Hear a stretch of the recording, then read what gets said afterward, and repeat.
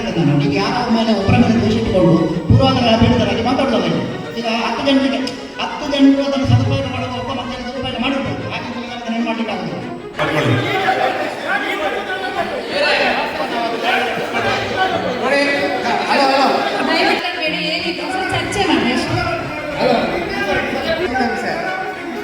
ಉತ್ತರಿಸಿ ನಮಗೆ ಅಧ್ಯಕ್ಷರೇ. ನೋಡಿ, ಬೀದಿ ನಾಯಿಯ ವಿಚಾರವಾಗಿ ನಾವು ಹಲವು ಬಾರಿ ಹೋರಾಟವನ್ನು ಮಾಡಿದ್ದೇವೆ. ಆದರೆ ಈಗ ವಿಪರೀತ ಆಗಿದೆ. ಈ ವ್ಯವಸ್ಥೆಗೆ ಒಂದು ಕೂಡ ನೀವು ಸ್ಪಂದಿಸುವುದಿಲ್ಲ ಅಂತ ಹೇಳಿದರೆ ಏನರ್ಥ? ಇಷ್ಟು ಜನ ಮೆಂಬರ್ಸ್ಗಳಿದ್ದೀರಿ, ಅದು ಕೂಡ ಸುಬ್ರಹ್ಮಣ್ಯ ಪೇಟೆಯಲ್ಲಿ ಇರುವಂತಹ ಸದಸ್ಯರುಗಳು. ತಾವು ವಿಶೇಷವಾಗಿ ಗಮನ ಹರಿಸಬೇಕು. ಇವತ್ತೇ ಆಗಬೇಕು, ಏನಾದರೂ ಒಂದು ವ್ಯವಸ್ಥೆ ಇವತ್ತೇ ಜಾರಿ ಆಗಬೇಕು. ಇಲ್ಲಾಂದ್ರೆ ನಮ್ಮ ಹೋರಾಟ ಇಲ್ಲೇ ಈಗ ಧರಣಿ ಕೂತ್ಕೊಳ್ತೇವೆ ನಾವು. ಯಾಕಂತ ಹೇಳಿದರೆ ನಿಮ್ಮ ಲಾಸ್ಟ್ ಪೀರಿಯಡ್ ಇನ್ನು ಇದನ್ನೊಂದು ಮೆಲ್ಲ ದಾಟಿಸಿದರೆ ಮತ್ತೆ ನಿಮಗೆ ಅವಕಾಶ ಇಲ್ಲ. ಮತ್ತೆ ನಾವು ಇನ್ನು ಹೊಸಬರು ಬಂದ ಮೇಲೆ ಅವರ ಮೇಲೆ ಹಾರಬೇಕಷ್ಟೇ. ದಯಮಾಡಿ ಇದಕ್ಕೆ ಒಂದು ಏನು ವ್ಯವಸ್ಥೆ ಮಾಡ್ತೀರಿ ಅಂತ ಹೇಳಿ, ಇಲ್ಲಂದ್ರೆ ನಾವು ಇಲ್ಲೇ ಧರಣಿ ಕೂತ್ಕೊಳ್ತೇವೆ ಹೇಳಿ. ಡಾಕ್ಟರ್ ಇದ್ದಾರೆ, ಅದಕ್ಕೆ ಅಧಿಕಾರಿಗಳಿದ್ದಾರೆ, ಸರ್ಕಾರ ಸಂಬಳ ಕೊಡ್ತದೆ, ಅವರಿಗೆ ಸಲಹೆ ಕೊಡ್ಬೋದು. ಅವರೇನು ಮಾಡಬೇಕು ಅಂತ ನಾವೇನು ಹೇಳುವುದಿಲ್ಲ. ಈಗ ಡಾಕ್ಟರ್ ಸಂತಾನ ಚಿಕಿತ್ಸೆಗೆ ಬೇಕಾದ ಒಂದು ಲೆಟರ್ ಮಾಡ್ತಾರೆ, ಅವ್ರು ಮಾಡುದಿಲ್ಲ ಅಂತ ಹೇಳಿದ್ದಾರೆ. ಅವರಿಗೆ ಕೇಳಿ, ಡಾಕ್ಟರ್ 2 ಜನ ಇಲ್ಲೇ ಇದ್ದಾರಲ್ಲ, ಅವ್ರೇನಾದ್ರೂ ಹೇಳಿದ್ರೆ ನಾವು ಹೋಗ್ತೇವೆ. ಅಥವಾ ನಮ್ಮ ಹತ್ತಿರದ ಗತಿಗಾರಿನ ಡಾಕ್ಟರು ಅದಕ್ಕೆಲ್ಲ ವ್ಯವಸ್ಥೆ ಮಾಡ್ತಾರೆ. ನೀವು ಲೆಟರ್ ಬರೆಯದೆ ನೀವು ಸುಮ್ಮನೆ ನಿನ್ನೆ ನೋಟಿಸ್ ಜಾರಿ ಮಾಡಿದ್ದೇವೆ ಅಂತ ಹೇಳಿದರೆ ಅರ್ಥವೇ ಇಲ್ಲ. ದಯಮಾಡಿ ನಾನು ಹೇಳುದು, ಇದು ಸೀರಿಯಸ್ ಆದಂತ ವಿಚಾರ. ದಯಮಾಡಿ ಇದಕ್ಕೆ ಮಾನ್ಯ ಎಲ್ಲ ಸದಸ್ಯರು, ಅಧ್ಯಕ್ಷರು, ಸದಸ್ಯರುಗಳೆಲ್ಲ ಸೇರಿ ನೀವು ಈಗ ಒಂದು ನಮಗೆ ನಿರ್ಧಾರವನ್ನು ತಿಳಿಸಿ. ಅವತ್ತು ಹುಚ್ಚಿನಾಯಿಗೆ ಒಂದು ಸಣ್ಣ ವ್ಯವಸ್ಥೆ ಮಾಡಿ ಅಂತ ಹೇಳಿದ್ರೆ ಅದು ಬೇರೆ ಪಂಚಾಯತಿನಲ್ಲಿ ಮಾಡ್ಲಿಕ್ಕೆ ಆಗ್ತದೆ. ನಮ್ಮ ಪಂಚಾಯತಿನವರಿಗೆ ಈ ದಿನದವರೆಗೆ ಮಾಡ್ಲಿಕ್ಕೆ ಸಾಧ್ಯವೇ ಆಗಲಿಲ್ಲ. ದೊಡ್ಡ ಖರ್ಚಿದ್ದಲ್ಲ, ಒಂದು 10,000 ರೂಪಾಯಿ ವೆಚ್ಚದಲ್ಲಿ ಮಾಡುವಂತ ವ್ಯವಸ್ಥೆಯನ್ನ ಈ ದಿವಸದವರೆಗೆ ನೀವು ಮಾಡಲಿಲ್ಲ. ನೀವು ನಿನ್ನೆ ನೋಟಿಸ್ ಜಾರಿ ಮಾಡಿದ್ದೇವೆ, ಮೊನ್ನೆ ನೋಟಿಸ್ ಜಾರಿ ಮಾಡಿದ್ದೇವೆ. ನೋಟಿಸ್ಗೆ ನಾಯಿಗಳು ನಿಲ್ತವ? ಅದೇ ಹೇಳಿ. ನೀವು ಅದಕ್ಕೆ ಒಂದು ಸಮಿತಿ ಮಾಡಿಲ್ಲದಿದ್ರೆ ಆ ಸಮಿತಿ ಮುಖಾಂತರ ಅನುಷ್ಠಾನ ಮಾಡುವಂತ ವ್ಯವಸ್ಥೆಯನ್ನು ಎದುರು ಮಾಡಿ. ಯಾರು ಆಸಕ್ತ ಮೆಂಬರ್ಗಳಿದ್ದಾರೆ ಅವರನ್ನು ಸೇರಿಸಿ ಅದಕ್ಕೆ ಒಂದು ವ್ಯವಸ್ಥೆ ಮಾಡುವಂತ ಇದಾಗಲಿ. ನಾವು ಕೂಡ ಸೇರಿಕೊಳ್ತೇವೆ, ಅದಕ್ಕೆ ಏನು ಮಾಡಬೇಕು ಅಂತ ಹೇಳಿ. ಕಿಶೋರನ್ನ ಕೂಡ ಹೇಳಿದ್ರು, ಬಹಳ ಉತ್ಸಾಹದಲ್ಲಿದ್ದಾರೆ ಅವರು ಸಹ. ಅವರನ್ನೊಂದು ಮೆಂಬರ್ ಮಾಡಿ ನಾವು ಒಂದು ಅದನ್ನು ಮಾಡುವ.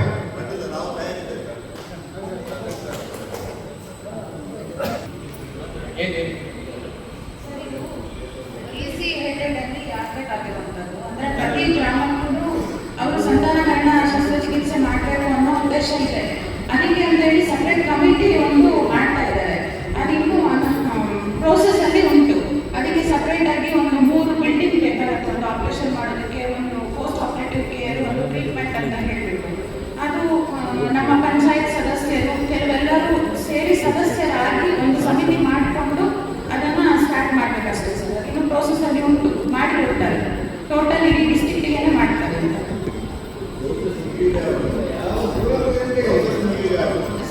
ಇದೆ, ನಾವೆಲ್ಲನೂ ಸಡನ್ ಅಮೌಂಟ್ ಇಡ್ಲಿಕ್ಕೆ ಏನೋ ಹೇಳಿದ್ದೇವೆ ಪಂಚಾಯತ್ ಅವರಿಗೆಲ್ಲ. ಒಂದೇ ಪಂಚಾಯತ್ಗೆ ಅಂತ ಹೇಳಿ ಅವ್ರು ಬರೋದಿಲ್ಲ, ಒಂದು 2-3 ಪಂಚಾಯತ್ ಎಲ್ಲ ಸೇರಿ ಆಗ್ಬೇಕಷ್ಟೇ. ಅದೇನೋ ಕಮಿಟಿ ಫಾರ್ಮೇಷನ್ ಸ್ಟೇಜ್ ಆಗಿದೆ.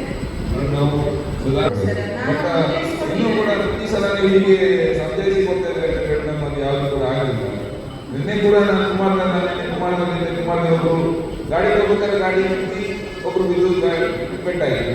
ಮೊನ್ನೆ ನನ್ನ ಗಾಡಿಗೆ ಒಂದು ಬಿದ್ದು ಬಂದು ಏನು ಆಗಲಿಲ್ಲ.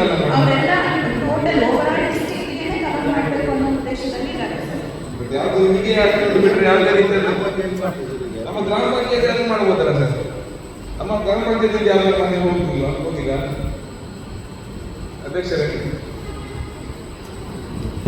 ಗ್ರಾಮ ಪಂಚಾಯತಿಂದ ಮೊನ್ನೆ ಹುಚ್ಚು ನಾಯಿ ರ್ಯಾಬಿಸ್ ಆ್ಯಂಟಿ ರ್ಯಾಬಿಸ್ ಇಂಜೆಕ್ಷನನ್ನು ಸುಮಾರು 80 ನಾಯಿಗಳಿಗೆ ಪಂಚಾಯತಿಂದ ಕೊಡಿಸಿದೆ.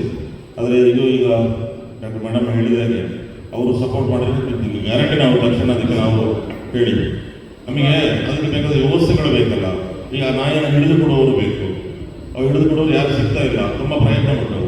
ಈಗ ಮನೆಗಳಲ್ಲಾದರೆ ಎಲ್ಲ ಮನೆಗಳ ನಾಯಿಗಳನ್ನು ತರಿಸಿ ಸುಮಾರು 80 ನಾಯಿಗಳಿಗೆ ಇಂಜೆಕ್ಷನ್ ಕೊಟ್ಟಿದೆ. ಅದೇ ಬೀದಿ ನಾಯಿಗಳಿಗೆ ಇದೆಲ್ಲ ಮಾನ್ಯ ರಾಜೇಶ್ ನೋಡಿ, ಮೊನ್ನೆ ಇಂಜೆಕ್ಷನ್ ಕೊಟ್ಟದ್ದು ಬೀದಿ ನಾಯಿಗಳಿಗೆ ನೀವು ಕೊಡ್ಲಿಲ್ಲ. ಹೌದು, ಬೀದಿ ನಾಯಿಗಳಿಗೆ ನೀವು ಇಂಜೆಕ್ಷನ್ ಅನ್ನು ಕೊಡಲಿಲ್ಲ. ಕೊಟ್ಟಿದ್ರೆ ಹೇಳಿ, ನಾನು ನೋಡಿ ಅದನ್ನೇ ಹೇಳ್ತೇನೆ. ಲಭ್ಯತೆ ಸುಲಭದಲ್ಲಿ ಸಿಕ್ಕಿದೆ, ಅದಕ್ಕೆ ಕೊಟ್ಟಿದ್ದೀವಿ. ನಮಗೆ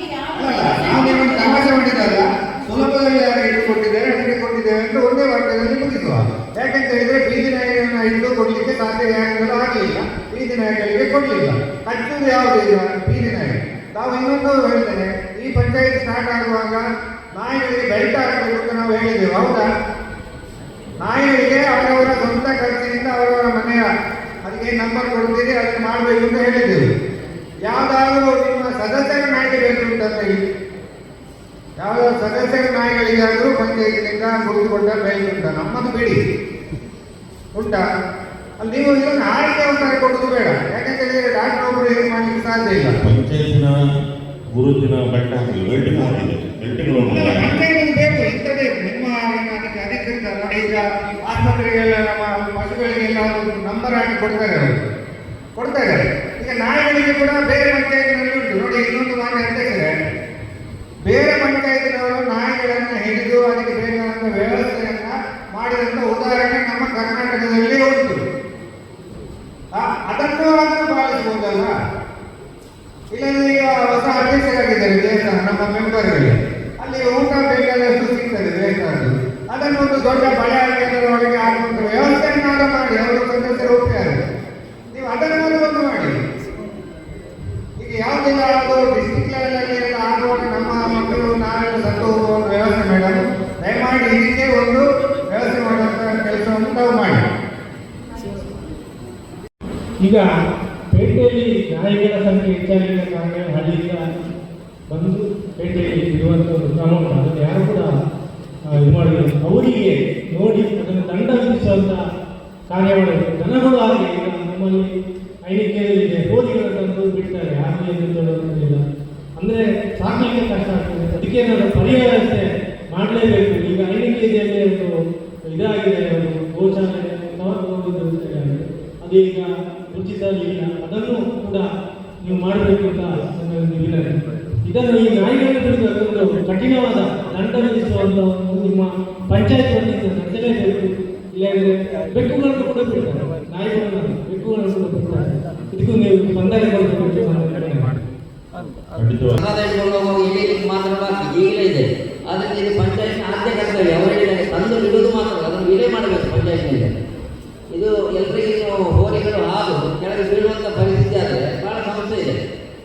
ಅದು ದಯವಿಟ್ಟು ಅದನ್ನು ನಿಮ್ಮ ಆದ್ಯ ಕರ್ತವ್ಯ ಇದೆ. ಇದನ್ನು ಮಾಡ್ತಾ ಇಲ್ಲ, ಯಾಕೆ ಮಾಡ್ತಾ ಇಲ್ಲ ಅಂತ ನೀವು ಹೇಳಬೇಕು. ನಾವು ಮೊದಲಿನ ಒಂದು ಗ್ರಾಮಸಭೆಯಲ್ಲಿ ನಳದಲ್ಲಿ ಬಂದಾಗ ಸುಮಾರು 12 ರಿಂದ 15 ಹೋರಿಗಳನ್ನು ನಮ್ಮ ಕೊಯ್ಲ ಇದಕ್ಕೆ ತಗೊಂಡೋಗಿಬಿಟ್ಟಿದೆ. ಆನಂತರ ಅಲ್ಲಿ ಜಾಗ ಇಲ್ಲ ಅಂತ ಹೇಳಿದ್ರು. ನಾವು ಅದು ಪ್ರಯತ್ನ ಮಾಡ್ತೇವೆ, ಖಂಡಿತ ಮಾಡ್ತೇವೆ. ಎಲ್ಲಿ ಜಾಗ ಉಂಟು ಅಂತ ಹೇಳಿದರೆ ಮತ್ತು ಈಗಾಗಲೇ ಡಾಕ್ಟರ್ ಹೇಳಿದ್ದಾರೆ, ಅದನ್ನು ಕೂಡ ಈ ನಾಯಿಯ ವಿಷಯದೊಟ್ಟಿಗೆ ನಾವು ಡಿಸಿಗೆ ವಿಶೇಷವಾಗಿ ಒಂದು ಬರೆದು ಖಂಡಿತ ಕಳಿಸ್ತೇವೆ. ನಮಗೆ ಎಲ್ಲಿ ಜಾಗ ಇದೆ, ಗೋಶಾಲೆ ಎಲ್ಲಿದೆ ಅಂತ ಗೊತ್ತಾದರೆ ಖಂಡಿತವಾಗಿ ತಗೊಂಡು ಅದನ್ನು ಹಿಡಿದು ಹಾಕುವುದನ್ನು ಮಾಡಲು ಕಷ್ಟ ಇದೆ. ಅಂಥ ಹೋರಿಗಳಿಗೆ ಅದನ್ನು ನಾವು ಪ್ರಯತ್ನ ಮಾಡ್ತಾರೆ. ಅವೇನು ಅದರಿಂದ ಹಿಂದಿನ ಜಾರದಲ್ಲಿ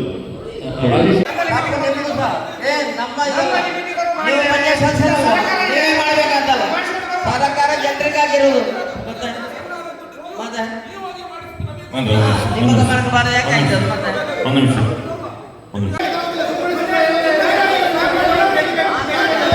ಪ್ಲೀಸ್ ಪ್ಲೀಸ್ ಪ್ಲೀಸ್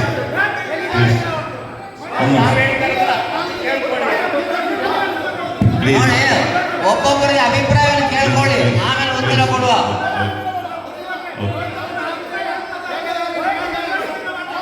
ನೋಡಿ ಆಯ್ತಾಯ್ತು, ಮಾತಾಡಿ ಮಾತಾಡಿ ಮಾತಾಡ್ಲಿಕ್ಕೆ ಅವಕಾಶ ಕೊಡಿ, ಆಮೇಲೆ ನೋಡಿ. ಸಭೆಯಲ್ಲಿ ಯಾರಿಗೆ ವಾಕ್ ಸ್ವಾತಂತ್ರ್ಯ ಇಲ್ಲ ಅಂತ ಹೇಳಲಿಕ್ಕೆ ಆಗುದಿಲ್ಲ. ಇದು ಗ್ರಾಮ ಸಭೆ. ಆಮೇಲೆ ಬಡವರು ಇದ್ದಾರೆ, ಎಲ್ಲರೂ ಇದ್ದಾರೆ. ಜಂಟಿ ಒಂದು ನಿಮಿಷ. ಯಾಕಂದ್ರೆ ಈಗ ಆಲ್ರೆಡಿ 121 ಸರ್ವೆ ನಂಬರ್ ಭಾಗಶಃ ಅರಣ್ಯ ಅಂತಿದ್ರು. ಈಗ ಫಾರೆಸ್ಟ್ನ ಗಡಿ ಇರೋದು 2 ಕಿಲೋಮೀಟರ್ ಮುಂದೆ. 3/4 ಭಾಗ ಜನರಿಗೆ ಹಕ್ಕುಪತ್ರ ಕೊಟ್ಟಾಗಿದೆ. ಜಾಯಿಂಟ್ ಸರ್ವೆ ಯಾಕೆ ಮಾಡ್ತಾ ಇಲ್ಲ ಅಂತ ನಾವು ಅರಣ್ಯ ಇಲಾಖೆ ಮತ್ತೆ ಕಂದಾಯ ಇಲಾಖೆಯಲ್ಲಿ ಪ್ರಶ್ನೆ ಮಾಡ್ತಾ ಇದ್ದೇವೆ. ಇದಕ್ಕೊಂದು ಹೋರಾಟವನ್ನು ಮಾಡುವ. ಯಾಕೆ ಅಂತ ಹೇಳಿದ್ರೆ ಬಡವರಿದ್ದಾರೆ, ಇನ್ನೊಬ್ಬರು ಇದ್ದಾರೆ, ತೂತಾಗಿದೆ, ಅವರಿಗೆ ಹಕ್ಕುಪತ್ರವನ್ನು ಕೊಡಬೇಕು. ಆಮೇಲೆ ಅಲ್ಲಿ ನಿಮ್ಮ 9ಗೆ ಲೆವೆಲ್ ಮತ್ತೊಂದು ಕೊಡುವಂಥ ವ್ಯವಸ್ಥೆಯನ್ನು ಮಾಡಬೇಕು. ಮನೆ ನಂಬರವನ್ನು ಕೊಡಬೇಕು, ಪಂಚಾಯತ್ನ ಕೊಡ್ತಾ ಇಲ್ಲ. ಇದನ್ನು ಮಾಡಿ, ಯಾಕಂದ್ರೆ ಬಡವರು ಇಲ್ಲೇ ಹೋಗ್ಬೇಕು. ಇದಕ್ಕೆ ಹೋರಾಟ ಇದೆಲ್ಲ ಬೀದಿಗೆ ಇಳಿಯುವಂತ ಪರಿಸ್ಥಿತಿ ಬರ್ತದೆ. ಇದನ್ನು ನಾವು ಶಾಸಕರಿಗೆ ಹೇಳಿ ಅಥವಾ ನಾವು ಉಸ್ತುವಾರಿ ಮಿನಿಸ್ಟ್ರಿಗೆ ಹೇಳ್ತೇವೆ, ಇದನ್ನು ಮಾಡಿ. ಈಗಾಗಲೇ ಬಹಳಷ್ಟು ಮಂದಿ ಅವರು ಸ್ಯಾಂಕ್ಷನ್ ಅದೇ ರೀತಿ ಉಳಿದವರಿಗೆಲ್ಲ ಕೊಟ್ಟು ಉಳಿದಿದ್ದು ಮಾಡಬೇಕು ಅಂತ ನಾನು ಹೇಳಿದ್ದು. ಯಾಕಂದ್ರೆ ಖಾಲಿ ಮಾಡಿಸಿ ಅಂತ ಹೇಳಿಲ್ಲ. ಈಗ ಅದನ್ನ ಹೇಳಿದ್ದು, ಇವಾಗ ಅದನ್ನ ಹೇಳಿದ್ದು, ಅದನ್ನ ತೆರವುಗೊಳಿಸಿ ಅಂತ ಹೇಳಿ.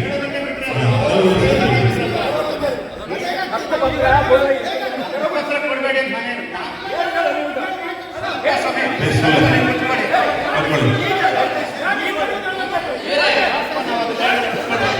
ನೋಡಿ, ಹಲೋ ಹಲೋ ದಯವಿಟ್ಟು ಗ್ರಾಮ ಸಭೆಗೆ ನೋಡಿ. ಅಲ್ಲ ಹೇಳಿ, ಒಂದು ನಿಮಿಷ ಅಧ್ಯಕ್ಷರ, ಒಂದು ನಿಮಿಷ ಗ್ರಾಮ ಸಭೆಗೆ ಅರ್ಧ ಮಾತಾಡಬೇಡಿ, ಏನಿದ್ರು ಸ್ವಲ್ಪ ಚರ್ಚೆ ಮಾಡಿ ಅಷ್ಟೇ. ಹಲೋ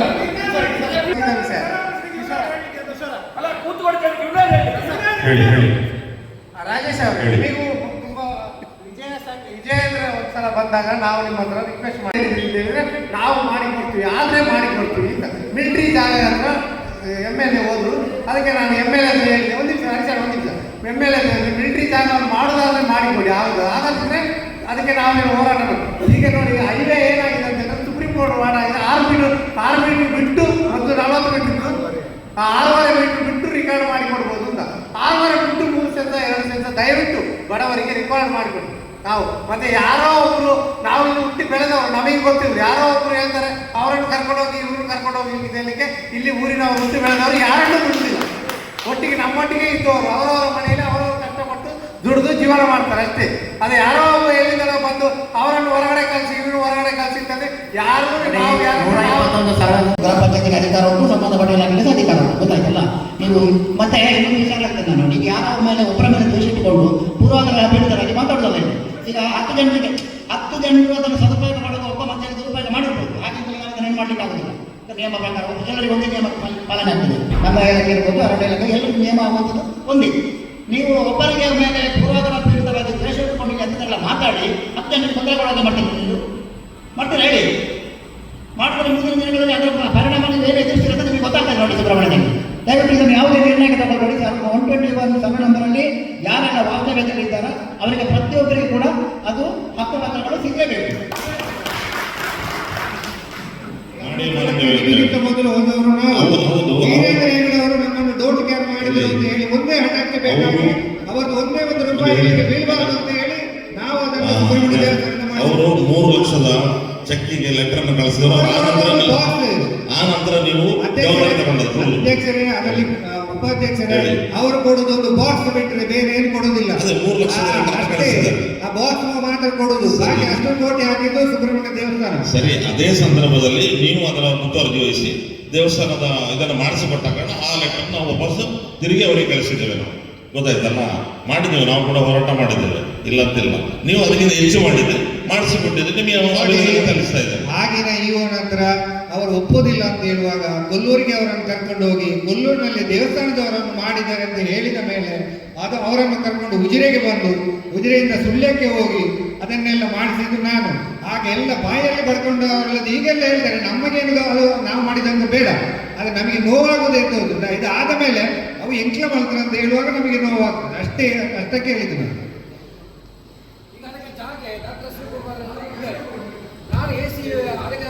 ಸಾಕ್ಬೇಡಿ, ಇವಾಗ ಸ್ಮಶಾನದ್ದು ಎಲ್ಲವೂ ವ್ಯವಸ್ಥಿತವಾಗಿ ಆಗಿದೆ. ಇನ್ನು ಪುನಃ ಅದರ ಬಗ್ಗೆ ಬೇಡ, ಆಗಿದಲ್ಲ ಬಿಟ್ಬೇಡಿ, ಆಯ್ತು. ಮುಂದೆ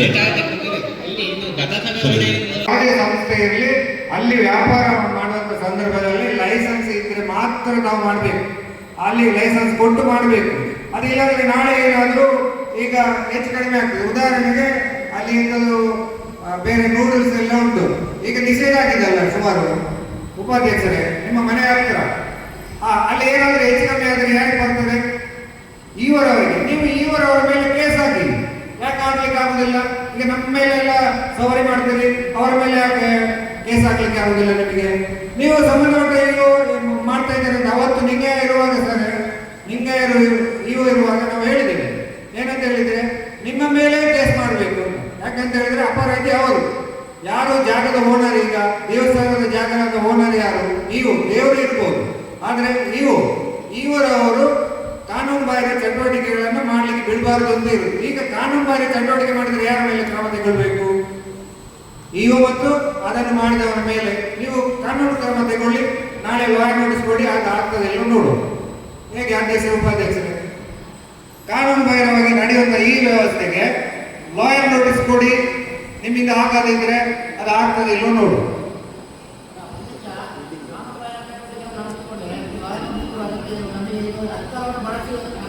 ಅಲ್ಲ ಅದು ಈಗ ಅವರು ಕೇಳ್ತಾ ಇದ್ದಾರಲ್ಲ. ಈಗ ನೋಡಿ ದೇವಸ್ಥಾನದ ಅಧ್ಯಕ್ಷರು ಹೇಳ್ತಾ ಇದ್ದಾರೆ, ಈಗ ನಾವು ಹೇಳಿದ್ರೆ ಇವರು ಮೊನ್ನೆ ಒಂದು ತೀರ್ಮಾನವನ್ನು ಮಾಡಿದ್ದಾರೆ ಅಂಗಡಿ ಎಲ್ಲ ಕೊಡಬೇಕು ಅಂತ. ಆದ್ರೆ ಅದಕ್ಕೆ ಸ್ವಲ್ಪ ಬೇರೆ ಬೇರೆ ಒತ್ತಡ ಎಲ್ಲ ಉಂಟು, ಕೊಡಬಾರ್ದು ಅಂತ. ನಾನು ಹೇಳುದು ಬಾಕಿದ್ದವರಿಗೆಲ್ಲ ಕೊಟ್ಟಿದ್ದಾರಂತೆ, ಈ ಭಾಗದವರಿಗೆ ಕೂಡ ಕೊಡ್ಬೋದಲ್ಲ. ನೀವು ಕಟ್ಟುನಿಟ್ಟಾಗಿದ್ರೆ ಅದು ಪಾಲನೆ ಆಗ್ತದೆ. ಅದಕ್ಕಾಗಿ ನೀವು ಕ್ರಮ ತಗೊಳ್ಳಿ ಅಂತ ಹೇಳುದು. ನೋಟಿಸ್ ಬೇಡ ಇದ್ರೆ ನೋಟಿಸ್ ಬೇಡ, ನಾಳೆ ಹೋಗಿ ಕೇಳಿ ಈ ಅಂಗಡಿಗೆ ಲೈಸೆನ್ಸ್ ಉಂಟಾ, ಹೇಗೆ ಉಂಟು, ತೆರವು ಮಾಡಿ, ಇಲ್ಲಾಂದ್ರೆ ನಿಮ್ಮ ಮೇಲೆ ಆಕ್ಷನ್ ಮಾಡ್ತೇವೆ. ಹೋಗಿ ಕೇಳಿ ಅಧ್ಯಕ್ಷರು, ಗ್ರಾಮ ಪಂಚಾಯತ್ ಅಧ್ಯಕ್ಷರು. ಆಗ ಕ್ರಮ ಆಗದಿದ್ರೆ ನೋಡುವ, ನಾವು ಕೂಡ ಅದಕ್ಕೆ ಬೇಕಾದಂತ ವ್ಯವಸ್ಥೆ ಮಾಡ್ಲಿಕ್ಕೆ ಆಗ್ತದೆ ನೋಡ್ತೇವೆ ನಾವು.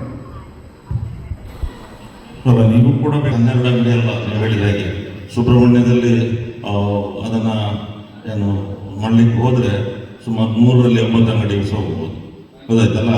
ಆದ ಕಾರಣ ನೀವು ಕೂಡ ಜೊತೆಲಿ ಇರಬೇಕಾಗ್ತದೆ, ಹೇಳಿದ್ರಲ್ಲ. ಅದಕ್ಕೆ ಬೇಕಾದ್ರೆ ಇವತ್ತು ದೇವಸ್ಥಾನದ ಏನಾಗಿದೆ ಅಂದ್ರೆ ದೇವಸ್ಥಾನದ ಎಲ್ಲ ಡಾಕ್ಯುಮೆಂಟ್ಸ್ ಸಿಗದೆ ಇದ್ದ ಕಾರಣ ಅವರಿಗೆ ಲೈಸೆನ್ಸ್ ಕೊಡ್ಲಿಕ್ಕೆ ಆಗ್ತಾ ಇಲ್ಲ. ಹಾಗಂತ ಅಂಗಡಿಯವರಿಗೆ ಡಾಕ್ಯುಮೆಂಟ್ ದೇವಸ್ಥಾನದವರು ಯಾವುದೂ ಕೊಡ್ಲಿಲ್ಲ. ಹೇಳಿ ಆದಿ ಸುಬ್ರಹ್ಮಣ್ಯದಲ್ಲಿ ವಾಣಿಜ್ಯ ಸಂಕೀರ್ಣ ಕಟ್ಟಡ ಕಟ್ಟುವಾಗ ನಾನು ಕೂಡ ಮಾಸ್ಟರ್ ಪ್ಲಾನ್ ನಲ್ಲಿ ಇದ್ದೆ, ಹೌದಾ? ಅದೇ ಒಂದು ವಿಷಯಕ್ಕೆ ವಿದ್ಯುತ್ ಜೋಡಣೆ ಮಾಡುವ ವಿಚಾರದಲ್ಲಿ ನಾನು ಕೂಡ ಸಲಹೆ ಕೊಟ್ಟಾಗ ನಿತ್ಯಾನಂದ ಮುಂಡೋಡಿಯವರಿಗೆ ಸ್ವಲ್ಪ ಕೋಪ ಬಂದು ನಮ್ಮ ಪೀಡಿಯನ ಮೇಲೆ. ಆದ್ರೆ ಕಾನೂನು ಪರಿಪಾಲನೆ ಮಾಡದೆ ಕೊಡುದು ಬೇಡ ಅಂತ ನಾನು ಕೂಡ ಅವತ್ತು ಹೇಳಿದ್ದೇನೆ. ನೋಡಿ ಅದು ವ್ಯವಸ್ಥಿತ ಆಗಿ ಆಯ್ತು ಇವತ್ತು, ಹೌದಾ? ವ್ಯವಸ್ಥಿತವಾಗಿ ಆದಿ ಸುಬ್ರಹ್ಮಣ್ಯ ವಾಣಿಜ್ಯ ಸಂಕೀರ್ಣ ಆಯ್ತು.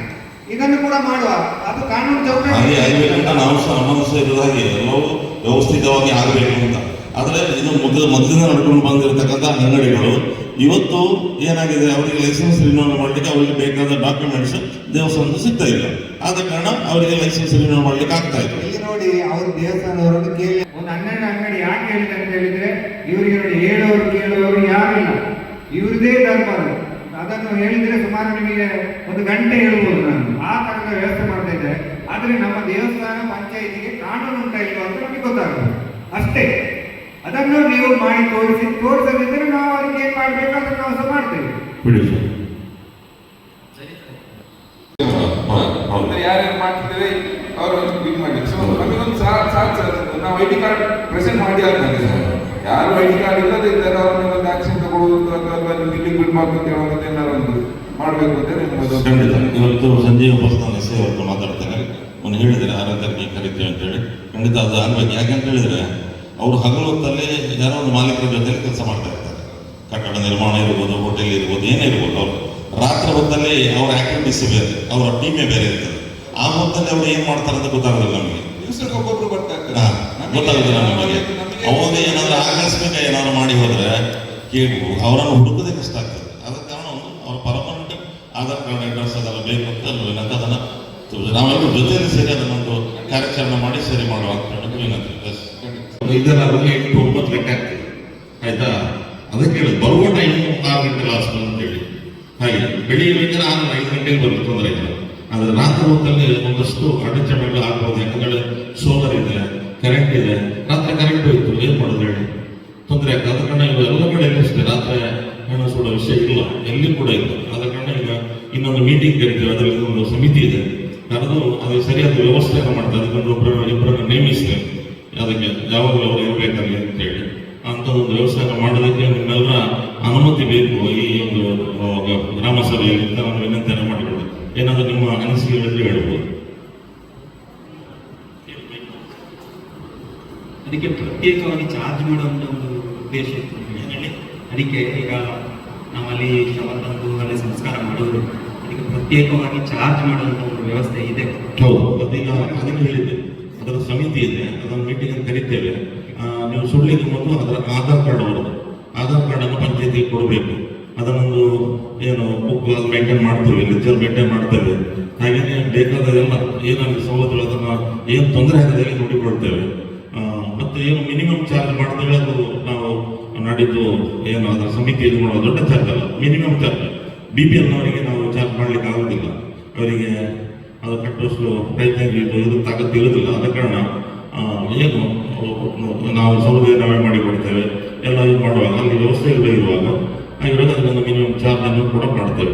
ಯಾಕಂದರೆ ಇವತ್ತು ಮರಣದ ಸರ್ಟಿಫಿಕೇಟ್ಗೆ ಪಂಚಾಯತಿಗೆ ಬರಬೇಕು, ಆದ ಕಾರಣ ಅದನ್ನು ವ್ಯವಸ್ಥಿತವಾಗಿ ಮಾಡಲಿಕ್ಕೆ ನಾವು ಖಂಡಿತವಾಗಿ ಒಂದು ತಿಂಗಳು ಒಳಗಡೆ ಈಗ ಅಲ್ಲಿ ವ್ಯವಸ್ಥೆಗಳು ಸರಿ ಇದೆ, ಇನ್ನೊಂದು ರೋಡ್ ಆಗಬೇಕು. ಆಮೇಲೆ ಅವ್ರು ಹೇಳಿದಾಗೆ ಅದಕ್ಕೆ ಒಂದು ಲೆಕ್ಚರ್ ಬುಕ್ ಪೇಂಟ್ ಮಾಡೋದು, ದೀಪವನ್ನು ಅದಕ್ಕೆ ನೇಮಕ ಮಾಡಬೇಕು ಅಂತ ಇದ್ದೇವೆ.